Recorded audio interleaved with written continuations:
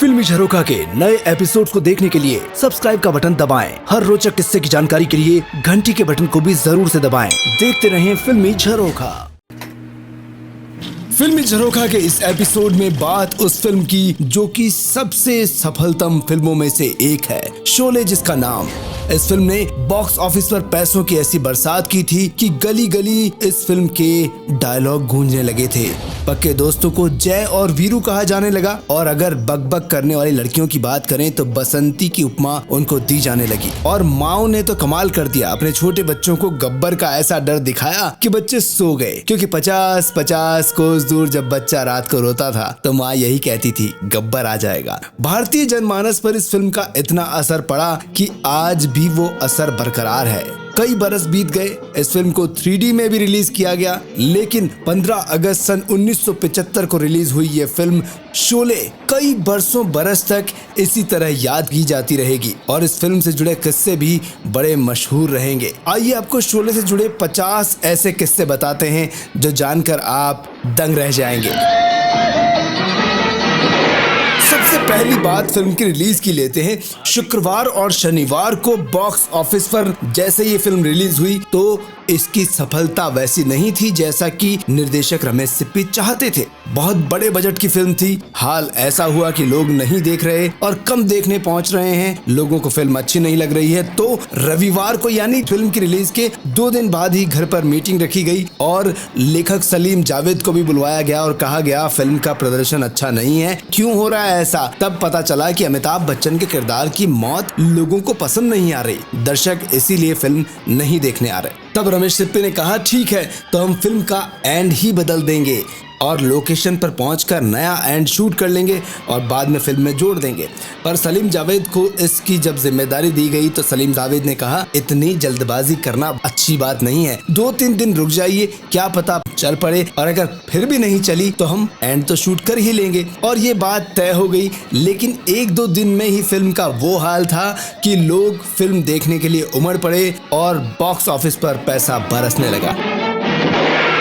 अब इस फिल्म के बनने की कहानी देखें तो फिल्म सीता और गीता जो 1972 में रिलीज हुई थी उसकी सक्सेस पार्टी थी। सिप्पी साहब की छत पर दी गई थी, घर पर ही, और जीपी सिप्पी और उनके बेटे रमेश सिप्पी ने उस वक्त ये तय कर लिया था कि एक ऐसी फिल्म आगे चलकर हम बनाएंगे बड़े बजट की जो कि सीता और गीता की इस सफलता को और भी बड़ी सफलता में बदल देगी। और यहीं से सपना देखा गया था फिल्म शोले का, जो कि 3 साल बाद 1975 में जाकर साकार हुआ और शोले फिल्म रिलीज हुई। तो शोले फिल्म की कहानी मार्च 1973 में लिखना शुरू हुई थी। रोजाना सुबह सलीम जावेद और रमेश सिप्पी अपने फिल्म राइटिंग वाले एक रूम में अपने आप को बंद कर लेते थे। घंटों चर्चा होती थी, आपस में बातें करते, चाय सिगरेट बियर की ढेर सारी बोतलें खाली हो जाती और शोले फिल्म की कहानी लिखी जाती। अब फिल्म की कहानी का आइडिया कैसे आया ये भी बात जानने वाली है, और ये आइडिया आया था फिल्म मेरा गांव मेरा देश से, जो कि 1971 की फिल्म थी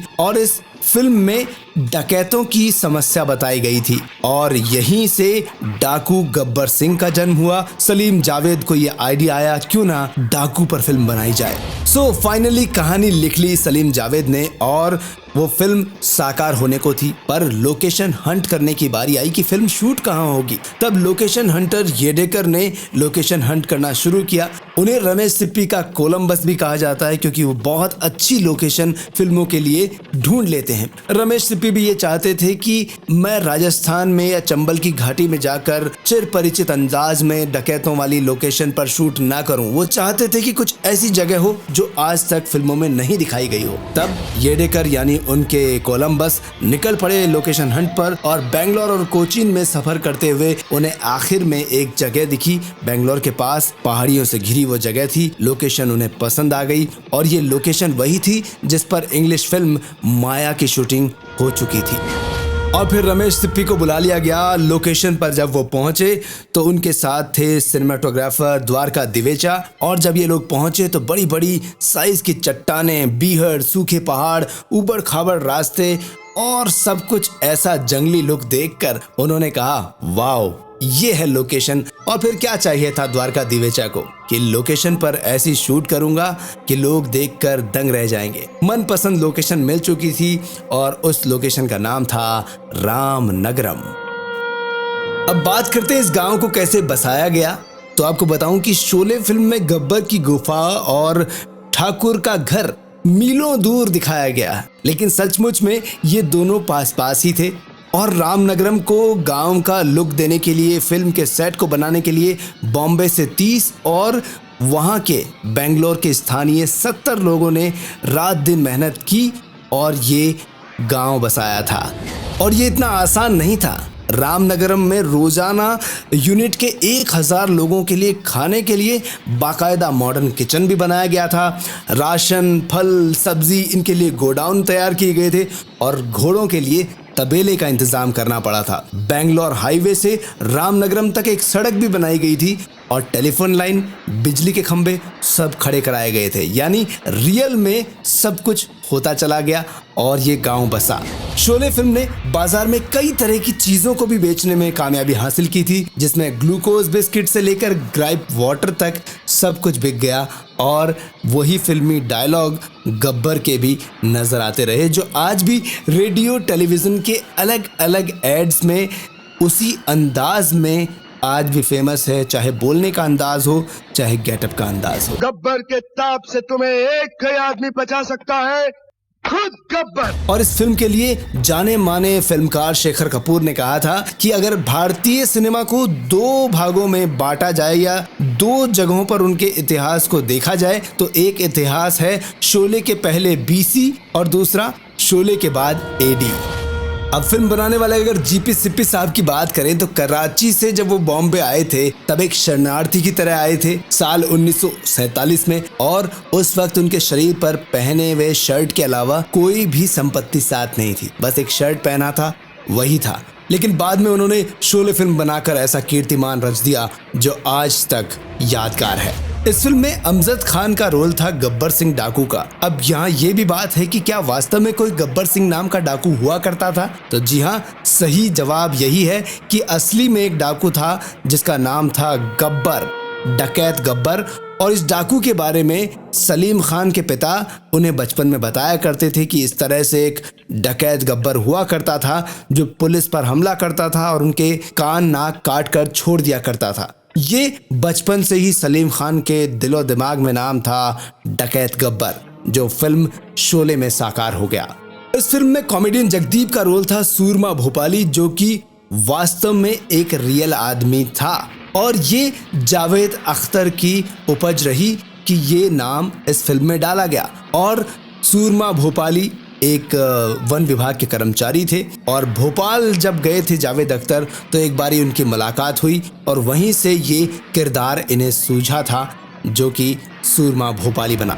और अब बात करते हैं अमिताभ बच्चन और धर्मेंद्र के रोल जय और वीरू की। तो वीर और जय नाम के वास्तविक 2 कैरेक्टर थे जो कि रियल लाइफ में सलीम खान के कॉलेज में पढ़ा करते थे। और वहीं से सलीम खान को आइडिया आया था कि ऐसे 2 दोस्तों की अगर कहानी लिखी जाए तो उसमें वीरू और जय नाम रखे जाएं। और ये नाम जस के तस कॉलेज से उठा लिए सलीम खान ने। अब हेमा मालिनी की बात करते हैं जो कि बसंती बनी थी। तो बसंती तांगेवाली का किरदार करने के लिए तैयार ही नहीं थी। इसके पीछे रीजन ये था कि हेमा मालिनी की फिल्में थी सीता और गीता और अंदाज, ये जबरदस्त हिट फिल्म थी और वो चाहती नहीं थी कि कोई ऐसा किरदार करके वो करियर को आगे खराब कर दे। तब रमेश सिप्पी ने समझाया कि आप ये फिल्म करें, आप देखिएगा कितना कमाल का कैरेक्टर होता है ये। और वास्तव में वो बिल्कुल सही बात थी। शोले फिल्म के साथ हेमा मालिनी का ये कैरेक्टर आज भी यादगार है और बोलने वाली लड़कियों को अक्सर बसंती कहा जाता है। मुझे बेफिजूल बात करने की आदत तो है नहीं। अब किस किस रोल के लिए कौन कौन फाइनल हुए थे, इसमें भी कुछ उठापटक रही। तो जय का जो रोल था जो अमिताभ बच्चन ने निभाया, वो पहले शत्रुघ्न सिन्हा का नाम उसके लिए फाइनल था, मगर सलीम जावेद और धर्मेंद्र जी ने कहा ये लड़का है अमिताभ बच्चन, इसे फिल्म में लेना चाहिए क्योंकि ये फिल्म में अच्छा काम करेगा। लेकिन इससे पहले अमिताभ बच्चन की कई फिल्में फ्लॉप रही थी और सलीम जावेद जो थे उन्हें बड़ा विश्वास था कि ये लड़का कुछ ना कुछ जरूर करके दिखाएगा। इनकी एक फिल्म थी जंजीर, जिसकी पटकथा सलीम जावेद ने ही लिखी थी। उनका मानना था कि जंजीर सफल फिल्म बनेगी और अमिताभ स्टार बनकर ही रहेंगे, और हुआ भी ऐसा ही था। लेकिन जंजीर फिल्म की रिलीज होने से पहले ही शोले के लिए अमिताभ बच्चन को साइन किया जा चुका था। अब संजीव कुमार के रोल की बात करें तो ठाकुर का रोल संजीव कुमार को नहीं, प्राण को मिलने वाला था। प्राण का नाम इसके लिए सबसे ऊपर था, लेकिन सिप्पी साहब की फिल्मों में पहले भी संजीव कुमार काम कर चुके थे और यही बात रही कि एक लंबा जो संबंध रहा, इसके चलते संजीव कुमार इस फिल्म में आ गए और बने ठाकुर। अब गब्बर सिंह के रोल की बात करें तो इसके लिए बहुत से लोग लाइन में लग गए थे कि हमें ये रोल करना है। अब बात ये थी, गब्बर सिंह और सांभा के जो डायलॉग थे वो खड़ी बोली में थे, यानी अवधी बोली का टच लिए हुए थे। सलीम खान ने जब ये डायलॉग अमिताभ बच्चन और संजीव कुमार के बीच में सुनाए तो अमिताभ बच्चन कहने लगे कि गब्बर का रोल तो मैं करूंगा, और संजीव कुमार के मन में भी था कि काश गब्बर सिंह का रोल मुझे मिल जाए। अब ये भी बात है कि फिल्म में वीरू का किरदार धर्मेंद्र ने क्यों किया, इसके पीछे क्या रीजन था, क्यों राजी हुए। फिल्म की कहानी जब धर्मेंद्र ने सुनी थी शोले की शुरुआत में तो उन्हें ठाकुर का रोल दमदार लगा था। उन्होंने कहा था इस कहानी में ठाकुर और गब्बर की लड़ाई है और मुझे ठाकुर का रोल करना चाहिए, वीरू के रोल में मुझे ज्यादा दम नजर नहीं आ रहा। तब रमेश सिप्पी को एक तरकीब सूझी, धर्मेंद्र से कहा कि ठाकुर को तो फिल्म में रोमांस करने का मौका भी नहीं मिल रहा सर, वीरू के लिए हीरोइन हेमा मालिनी भी है, उनके साथ रोमांटिक सीन भी है, गाने भी हैं, और धर्मेंद्र का दिल तो उस वक्त हेमा मालिनी जी पर आया हुआ ही था और धर्मेंद्र को यह भी पता था कि संजीव कुमार भी हेमा मालिनी को पसंद करते हैं। तो सिप्पी ने कहा वीरू का रोल हम संजीव कुमार को दे देते हैं और आप ठाकुर कर लीजिए धर्मेंद्र। तरकीब काम कर गई और धर्म पाजी ने कहा नहीं नहीं, वीरू का किरदार तो मैं ही करूंगा क्योंकि हेमा जी के साथ रोमांटिक सीन सिर्फ मुझे ही करने हैं, और यहाँ से वीरू का किरदार मिल गया धर्मेंद्र जी को। और यहाँ ये भी बात है कि धर्मेंद्र जी जिस तरीके से अपनी जो जिंदा दिली के लिए जाने जाते हैं, अपने मूड के लिए जाने जाते हैं, तो हेमा मालिनी के साथ रोमांटिक सीन करते समय धर्मेंद्र जी ने जानबूझकर गलतियां की थी ताकि रीटेक पे रीटेक हो और ज्यादा से ज्यादा हेमा मालिनी के साथ वक्त गुजारने का मौका मिल सके। समझ में आ गई हेमा जी को भी कि धर्मेंद्र जी जानबूझकर ऐसा कर रहे हैं, तो धर्म जी ने दूसरी चाल चल दी। इस बार उन्होंने किया ये कि यूनिट मेंबर्स को वो गलतियां करने के बदले में पैसे देते थे और कहते थे कि मेरा काम लंबा चलना चाहिए। कहा जाता है कि शोले शूटिंग के कुछ दिनों बाद संजीव कुमार ने हेमा मालिनी के आगे शादी का प्रस्ताव रखा था, जिसे हेमा जी ने ठुकरा दिया था। चल हट साले। और इसी वजह से शोले में दोनों ही एक्टर्स हेमा मालिनी और संजीव कुमार का कोई भी सीन नहीं है जिसमें ये एक सीन में, एक फ्रेम में एक साथ दिखे हों।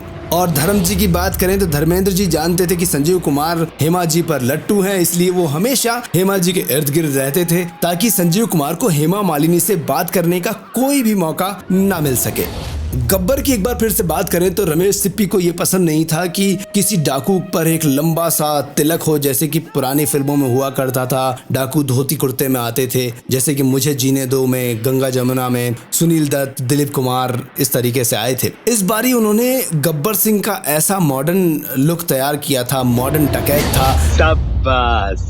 गब्बर सिंह जो कि सैनिकों की तरह अपनी ड्रेस रखता था, ड्रेस कोड वैसा ही रखा गया और गब्बर सिंह को लोगों ने बहुत पसंद किया। अभी तो मेरे सामने जमीन पे नाक घिसेगा। अब गाने की बात करते हैं। कोई हसीना जब रूठ जाती है, तो ये गाने की धुन फाइनल करने में बड़ी दिक्कत आई थी। रमेश सिप्पी के फेवरेट थे R.D. बर्मन साहब, जिनके साथ बैठकर फिल्मों के गानों की धुनों को जांचा परखा जाता था, लेकिन R.D. बर्मन 70 के दशक में इतने ज्यादा बिजी थे कि उनसे टाइम लेना बड़ा मुश्किल था। और ऐसे में जैसे तैसे जैसा भी हुआ, गाने की धुन फाइनल हो गई और गाना बना कोई हसीना जब रूठ जाती है तो। अब फिल्म के उस गीत की बात करते हैं जो फिल्म में आपने देखा ही नहीं, सुना ही नहीं, जबकि उसकी तैयारी हो चुकी थी। सूरमा भोपाली यानी जगदीप को कव्वाली गाते हुए दिखाने का इरादा था और जावेद अख्तर ने कहा था कि भोपाल से भांड बुलाए जाएं तो इसका मजा कुछ और ही होगा। इसीलिए 4 भांड ग्रुप मुंबई आए और उन्होंने पंचम दा के साथ म्यूजिक रूम में गाया भी। और गाने के बोल थे, चांदनी सा कोई चेहरा ना पहलू में हो तो चांदनी का मजा नहीं आता, जाम पीकर शराबी ना गिर जाए तो मैकशी का मजा नहीं आता। इसको बाद में गाया था किशोर कुमार, मन्ना डे, भूपिंदर और आनंद बख्शी ने। ये कव्वाली नुमा भांड सॉन्ग रिकॉर्ड हुआ था बाकायदा, मगर फिल्माया नहीं जा सका क्योंकि फिल्म की लंबाई ज्यादा हो रही थी। अब गानों की डील की बात करें तो गानों की डील बड़ी महंगी हुई थी रिलीज के लिए। शोले का म्यूजिक पॉलीडोर कंपनी को 5 लाख और रॉयल्टी बेसिस पर एडवांस में ही बेच दिया था सिप्पी साहब ने। 5 गानों के 5 लाख रुपए, और उस समय के ये सबसे महंगे अधिकार बिके थे और पॉलीडोर को 1 लाख ग्रामोफोन रिकॉर्ड बिकने के बाद ही मुनाफा होना था। अब बात ये कि पॉलीडोर के मालिक ने ऐसा किया क्यों? तो बात ये थी कि पॉलीडोर के मालिक शशि पटेल की बहन गीता से रमेश सिप्पी की शादी हुई थी और इसीलिए इतना महंगा डील हो सका था, क्योंकि जीजा जी को मना नहीं कर पाए साले साहब। अब गब्बर के रोल की बात करें तो ये रोल अमजद खान के लिए नहीं था, ये रोल था डैनी के लिए। लगता है तुझे अपना सर अपने कांधे पर भारी लगने लगा है। डैनी इस फिल्म में काम करते, लेकिन फिरोज खान की फिल्म धर्मात्मा को वो पहले ही डेट दे चुके थे। फिल्म की शूटिंग अफगानिस्तान में होनी थी। फिरोज और रमेश सिप्पी दोनों ही अपना शेड्यूल बदलने को भी तैयार नहीं थे, इसीलिए डैनी के हाथ से फिसल गई शोले फिल्म। याद रखूंगा। अब ये भी जानते हैं कि अमजद खान को ये रोल दिलाया किसने? तो अमजद खान को ये रोल दिलाया सलीम खान ने। बात ये थी कि अमजद के पिता जो रहे जयंत, वो जाने माने एक्टर थे। सलीम साहब का उनके घर आना जाना था और अमजद से वो अक्सर मिलते थे। अमजद उस वक्त छोटे थे। एक दिन सलीम खान अमजद खान के पास गए और कहा कि इस फिल्म में तुम्हें मैं काम दिलवाने की कोशिश करता हूँ, अगर किस्मत अच्छी रही तो इस फिल्म की बड़ी सफलता होगी और फिर बाद में तुम्हें बड़ा काम मिलेगा और तुम बड़े कलाकार बन जाओगे। और हुआ भी यही। अमजद खान बने गब्बर सिंह और ऐसे बने जो आज तक नाम फेमस है, और ऐसा डाकू भारतीय सिनेमा को अभी तक फिर से नहीं मिला। चाहे अमिताभ बच्चन ने ही कोशिश क्यों ना की हो, पर वैसा डाकू नहीं बन पाए। निकल गई सब एक आख थू। रमेश सिप्पी शोले को भारत की सबसे बड़ी फिल्म बनाना चाहते थे। 35 mm का फॉर्मेट फिल्म को महान बनाने के लिए बड़ा छोटा लग रहा था उन्हें, इसीलिए उन्होंने सोचा कि 70 mm स्टीरियोफोनिक साउंड के साथ इस फिल्म को बनाया जाए। लेकिन विदेशों से कैमरे मंगवाकर शूटिंग करना शोले के बजट को और बढ़ा देता, इसलिए 35 mm में शूट किया गया और फिर 70 mm में ब्लो अप किया गया और हम तक पहुंची शोले। फिल्म बनाई तो सिप्पी साहब ने, लेकिन ज्यादातर टेरिटरी में यानी ज्यादातर इलाकों में इस फिल्म को रिलीज किया राजश्री पिक्चर्स ने, राजश्री प्रोडक्शंस ने इसे रिलीज किया। राजश्री के मालिक ताराचंद बरजात्या ये जान गए थे, उनको विश्वास भी था कि महंगी फिल्म होने के बावजूद ये फिल्म अपनी कॉस्ट यानी लागत निकाल लेगी, और वो सही साबित हुए और फिल्म जबरदस्त हिट रही और पैसा बरसता चला गया। इस फिल्म को एक और प्रॉफिट मिला था, वो था जया भादुड़ी और अमिताभ बच्चन की शादी का। 3 जून 1972 को इन्होंने शादी की थी अमिताभ और जया ने, और प्रकाश मेहरा की फिल्म जंजीर उस वक्त रिलीज हुई थी। बच्चन दंपत्ति यानी जया और अमिताभ एकाएक सुपरस्टार हो गए थे और इसका लाभ मिला था शोले फिल्म को।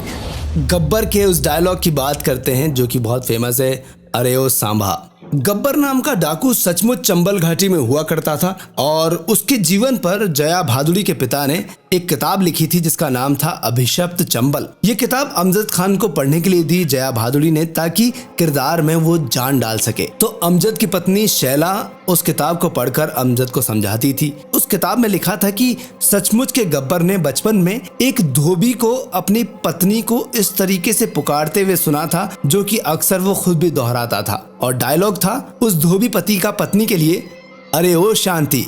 और यही संवाद आगे चलकर शांति से बन गया सांभा, और फिल्म में डायलॉग आया, अरे ओ सांभा। अब गब्बर सिंह के डर की बात करते हैं, जिसमें उन्होंने डरते डरते ये सोचा था कि कहीं ये रोल डैनी को ना मिल जाए। बात ये थी कि अमजद खान जब फिल्म की शूटिंग पर जा रहे थे, बॉम्बे से फ्लाइट में रवाना हुए, तो साथ में उन्होंने कुरान शरीफ रख ली। वैसे तो वो नमाजी मुसलमान नहीं थे, लेकिन उनके मन में था कि भगवान का नाम साथ रहेगा तो मैं जल्दी से पहुंच जाऊंगा। इनकी पत्नी शैला को बड़ा आश्चर्य हुआ कि अमजद कर क्या रहे हैं। जैसे तैसे अमजद हवाई जहाज में बैठ गए और प्लेन बॉम्बे से उड़ना शुरू हुआ, लेकिन उड़ते ही हाइड्रोलिक सिस्टम फेल हुआ, तो मजबूरी में प्लेन को वापस बॉम्बे एयरपोर्ट पर उतारा गया। लेकिन अमजद घर नहीं गए, एयरपोर्ट पर ही बैठे रहे, इंतजार करते रहे। घंटों बाद प्लेन फिर से उड़ने को तैयार हुआ, तो सिर्फ 5 ही लोग उसमें सवार हुए, बाकी सब वापस चले गए थे। सबको डर लग रहा था कहीं प्लेन क्रैश ना हो जाए। लेकिन अमजद जब प्लेन में बैठे तो उड़ते हुए आकाश में वो यही सोच रहे थे, अगर ये प्लेन क्रैश हो गया तो गब्बर का रोल डैनी को मिल जाएगा रे। जब अमजद खान पहली बार फिल्म की शूटिंग पर पहुंचे तो बड़े नर्वस थे और पहले ही शॉट में उन्होंने बहुत सारे रीटेक दे दिए थे, बहुत परेशान हो गए थे और उनकी आवाज भी यूनिट वालों को पसंद नहीं आ रही थी। वो कहते थे आवाज में ही दम नहीं है और फिल्म से उन्हें बाहर करने का विचार भी उस वक्त किया जाने लगा था, लेकिन ऐसा नहीं हुआ। अब फिल्म के कुछ सीन्स की बात करें तो शोले की शुरुआत में जो ट्रेन वाला सीन है जिसमें जय, वीरू और ठाकुर गुंडों से ट्रेन में सफर करते हुए लड़ते हैं, तो इस सीन को फिल्माने में 7 सप्ताह लगे थे, यानी 49 डेज। इसे बॉम्बे पुणे रेलवे रूट पर पनवेल के पास फिल्माया गया था।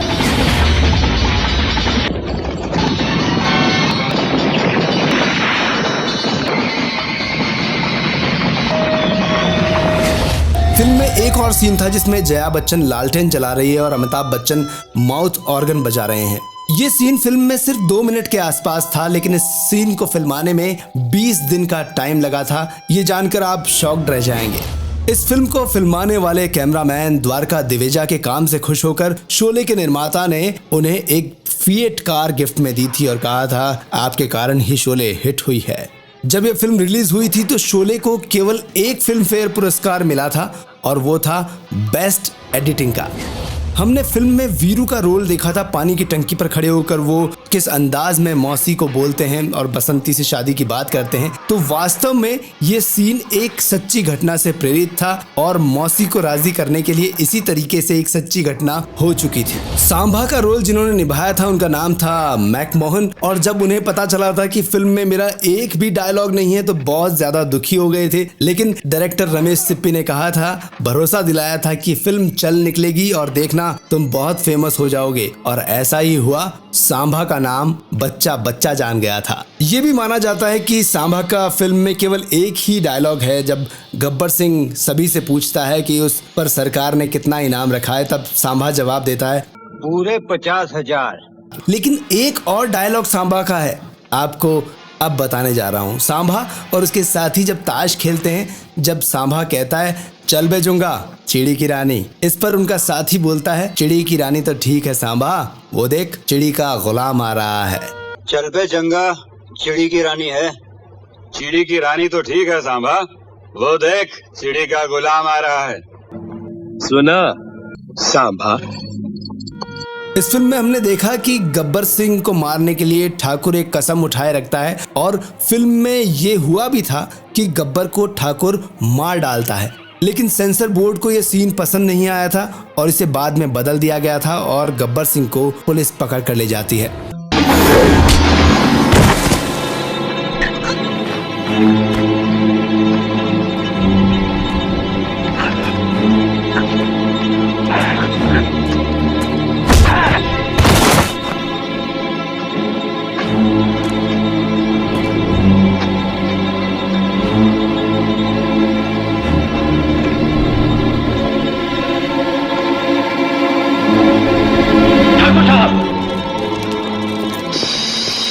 छोड़ दीजिए इसे। मुजरिम को सजा देना कानून का काम है। कानून को कब पर चाहिए, जिंदा या मरना? क्या आज आपके अपने जज्बात फर्ज और जुनून से ज्यादा कीमती हो गए? क्या आज आप